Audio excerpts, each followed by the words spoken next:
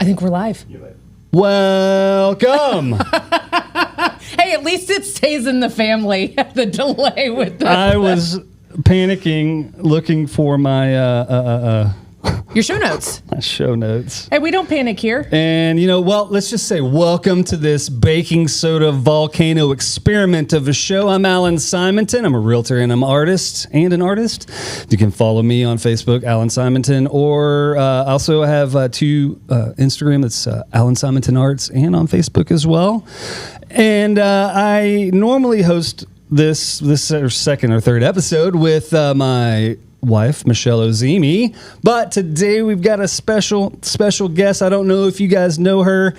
She's an amazing realtor. She's a powerhouse. She's just an amazing co-host. Today I want to introduce you to Ashley Gentry.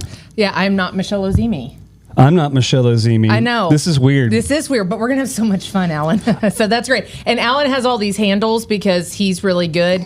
And you can just Google me and find me where I'm at, because I don't even know where I'm at this point, Alan. Red Branch Realty is one. Realty. Yeah, that's Ashley a good one. Gentry, also on social media if you want to follow her. Yeah, that's great. Follow studioUSA as well if you want to get... see these episodes pretty much live immediately. We will be sharing those as well as they are posted. Today we've got Rick producing. He's manning the feed on Facebook today. Hi, so Rick. if you got some comments, you got some questions, pop them in there. And it's not your birthday. Not your birthdays anymore. Yeah. So we've also got Austin, our technical director, over here. So if we sound funny or look funny, it's his fault. It's not us. Yeah. We didn't do that. But I think we look good. Come on. I know, you look real sharp today. I had to show out. Okay. I either look good or I look like a cheap magician that you would hire for a kid's birthday party. I like that. Thank you. Great. It's not the look I was going for, but hey. I'm not going to be able to unsee it now, though. Thank you. You're welcome. And for my next trick. Yeah, what are we talking about?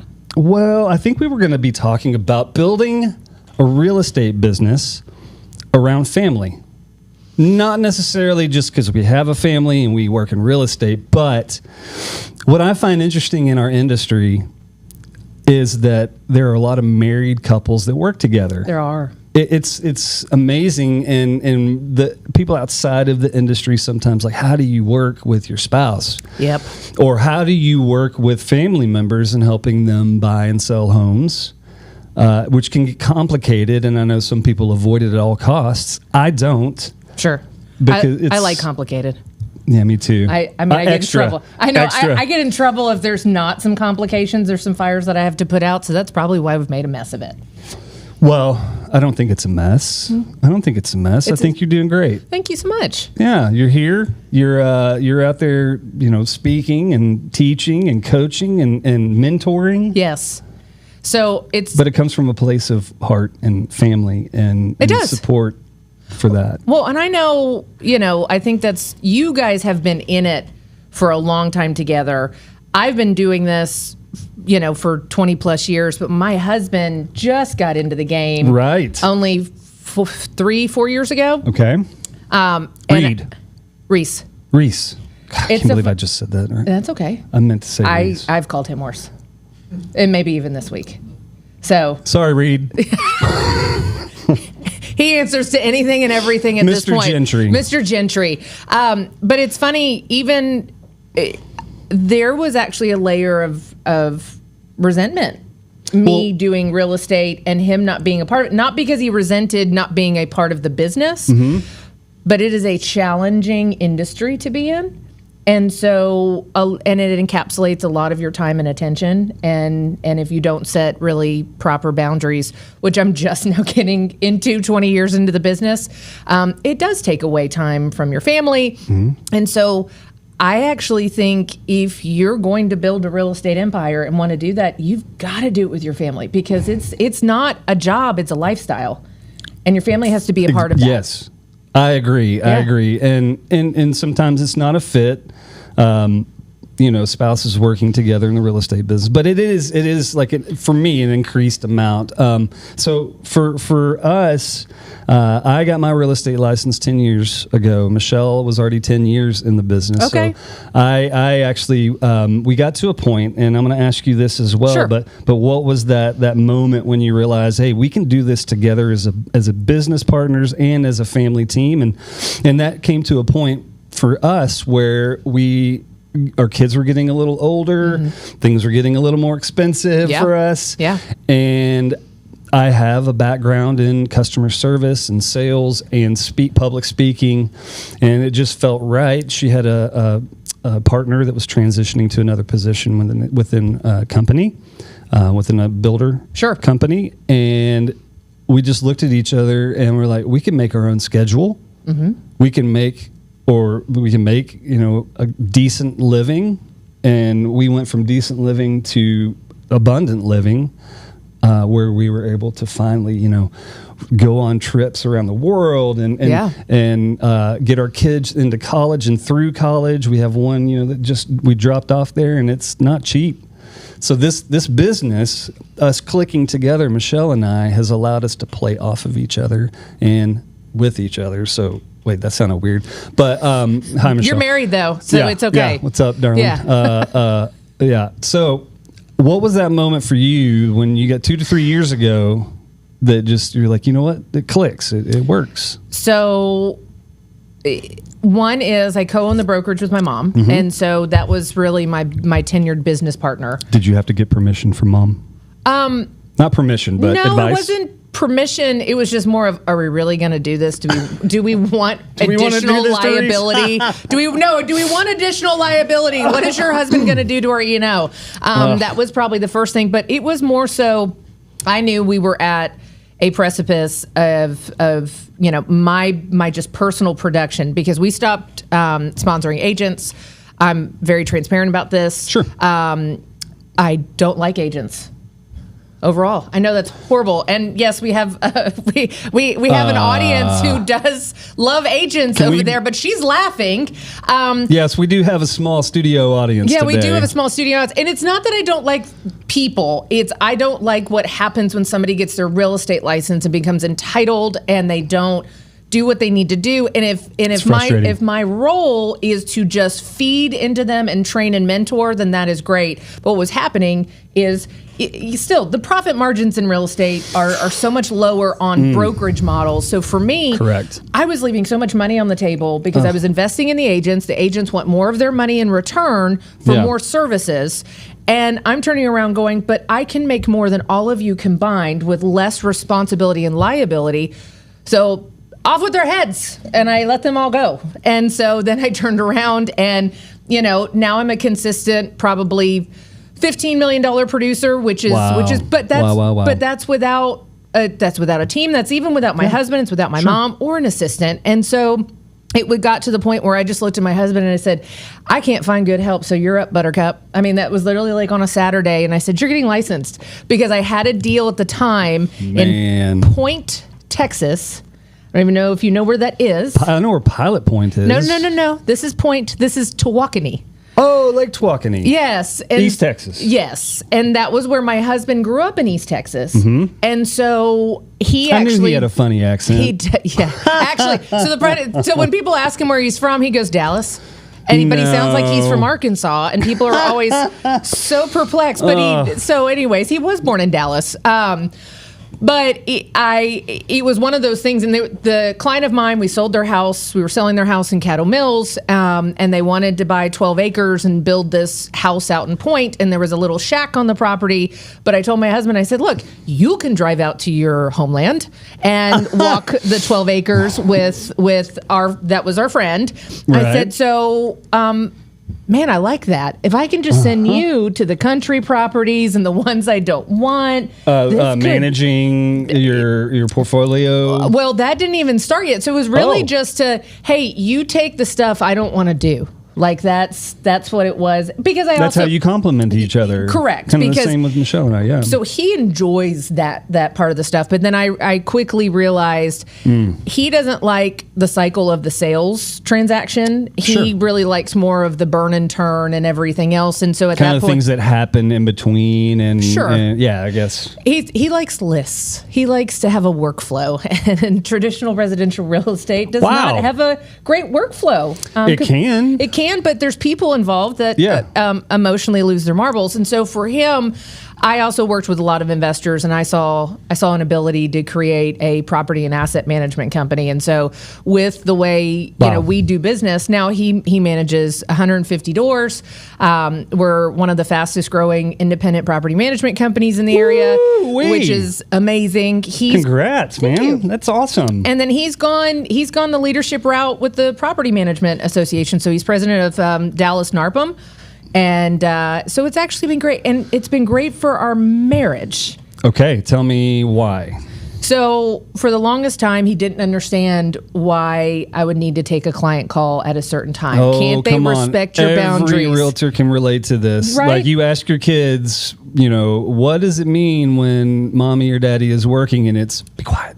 Yeah, be quiet. Yeah, absolutely. Yeah. Or just, so it became resentful, because in his mind, it was really easy to say, well, can't you call them back later? And yes, I could, but I could also be borrowing 5 more problems if I delay fixing this one here now. And so what's funny is the tables have turned, because I actually have my phone. My phone's been on silent for 15 years, but now I have it on perpetual do not disturb. So I do not literally, I have kept these boundaries now so tight, and he's the one that has poor boundaries. And I'm like, really? He's still learning. Do you need to take a tenant call right now? I mean, goodness. We're at dinner.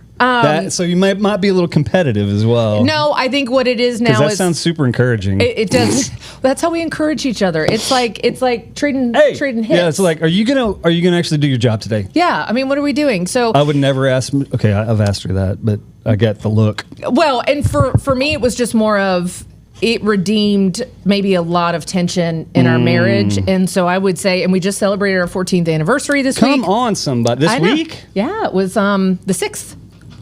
Amazing. Yeah. Well, happy anniversary. Thank you. Happy anniversary. No, it was great. And I would say, the last 4 years have honestly been some of the best of our marriage. And that's been working together and sharing this responsibility. And he's kicking butt, man. Yeah. I mean, he's doing a great job. So I have so much pride in my husband and what he's doing, but I think it's really... Now, here's the funny part. I don't know if this is how your kids feel, but then when I ask Alex, are you gonna get into the real estate business like mommy and daddy? And she goes, over my dead body.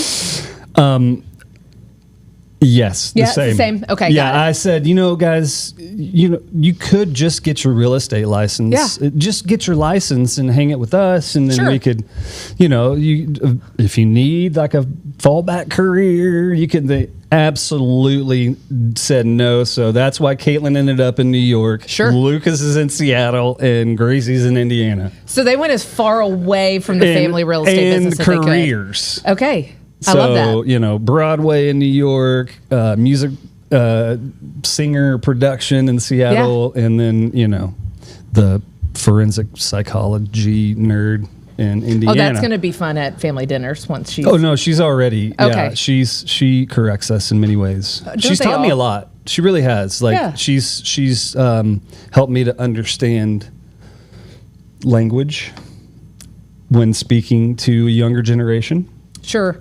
And the words that I use, and it's super helpful when I'm working with like young couples and first time buyers, and understand kind of where they're coming from. So that's kind of how the kids play a part in the real estate side. But man, they're like, no, we ain't doing that. Mine literally said, you have to talk on the phone way too much. And your clients are so needy. I think she even threw her head back when she said, oh, yeah, we were in the car. And she's like, oh. Yeah. But I just told her, I said, well, because she's creative, and she's creative and uses. Yeah, no, I've seen that. Yeah. And uses technology. And I mean, her brain, the processing system that these kids have are just, she's so fast.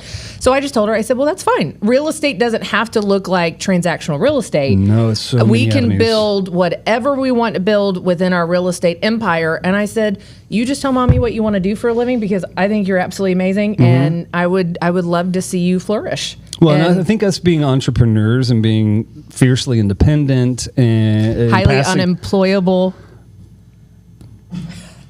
I mean, yes. At least me. That's well, I'm employable, but I don't want to.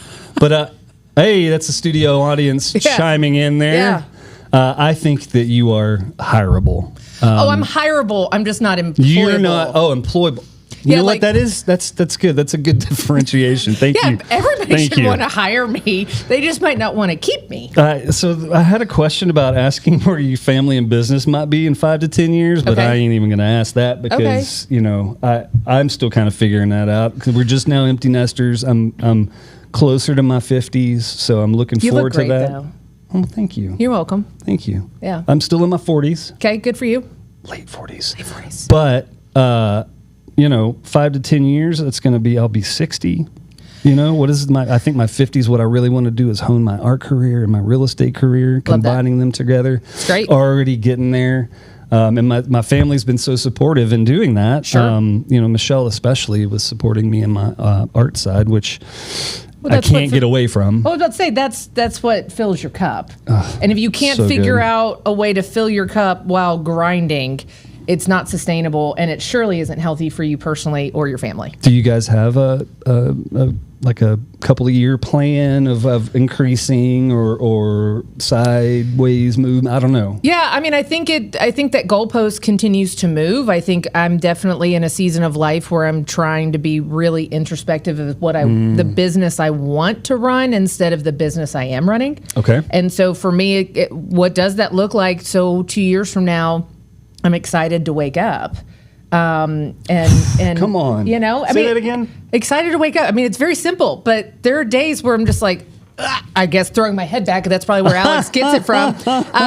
But there are days where I just go, I have created my own jail cell, and it's real pretty sometimes, but it's locked tight. And so I have to figure out what this looks like. If I don't want to do it in this capacity anymore, then what do I need to create to release me from that and do something greater? And so that's what you're working on now to kind of progress into. The property management is a big part of that, because that is obviously, and it's sad that we're now turning into a renter nation and everything else. I mean, average first time home buyer is 38 years old. So the landscape of the rental space looks very different than it did even 10 years ago. We've been looking into those investments as well, and living in one of those and right off of Central and the Knox area, and there's so many townhomes being built that you could just throw a rock and hit one and move into it. And that's what it is. I mean, people think rental and they think, affordable housing or anything else. That's not it. When you have the average person is not buying their first home till 38 years old, there's 20 years that they have to live somewhere out of their mom and dad's house. Even though I want Alex to live with me forever, she didn't have to leave at 18. I know. We didn't. We were like, go. We set you up to send you out into the world. Now go be good adults. I think that's wonderful. Yeah. But for us, so that's different. I think building that, and that's also what realtors don't understand is if you truly are a business owner, you have to build something that you can sell without you, because currently my residential business, well, if you take me out of it, there's no business. So I'm my business. Yeah. I don't want to be sold. Right. Wow. That's a whole nother show.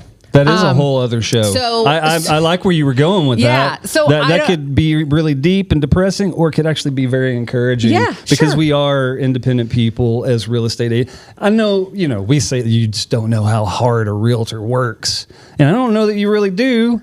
I know you guys work hard if not in the real estate business, but there's a lot of behind the scenes and juggling. So when Ashley's talking about answering those phone calls and setting boundaries and things like that, it really is kind of like you're on call, and you have to be a responder and professional in that. So setting those boundaries, especially when working with the spouse and mom and so.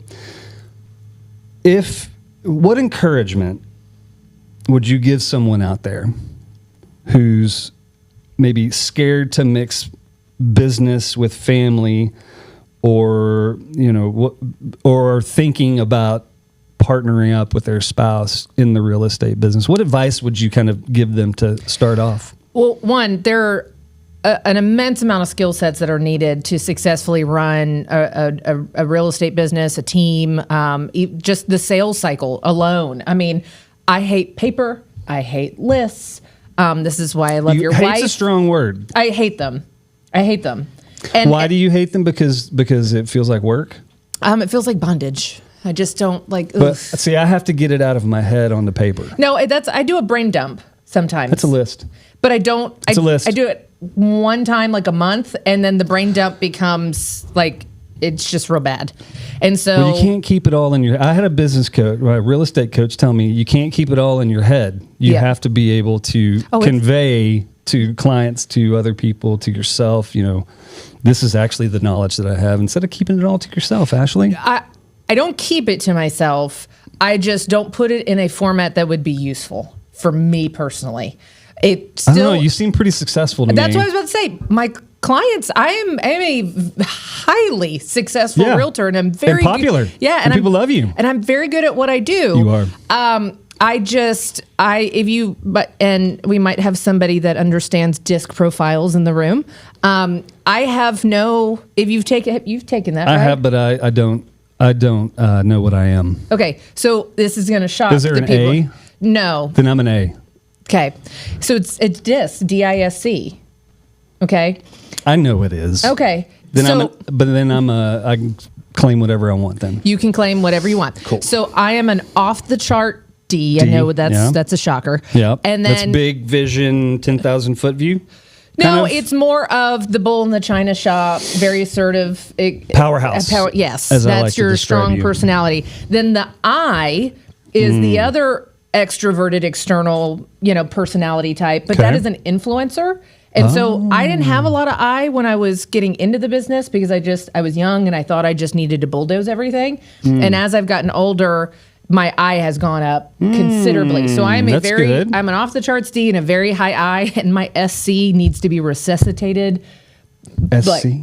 That's all of the administrative support, control, compliance is non-existent in my life. Okay. And so that's why you got to have people for that. And so I've just come to grips with that's just not my deal. And so here's my advice. If you don't know how to do it, hire somebody.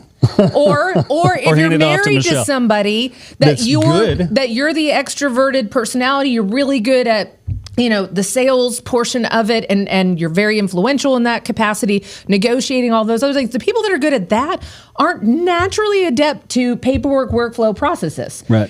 But you might be married to one. Correct. And so if you sit there and you go, hey, we want to operate in our strengths, so let's talk about what my strengths are and yours are, and then let's also talk about where my weaknesses are and where you can plug in those gaps. That's so good. Yeah. That's it. That's pretty basic of what it is. You complement each other in life. You complement each other in 100%. business. It can be separated. So Michelle and I work separate databases.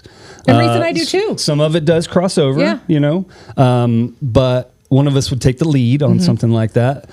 We don't necessarily office together all the time. Oh, my husband hates to office with me. Michelle's on the phone all the time with coaching. Yeah.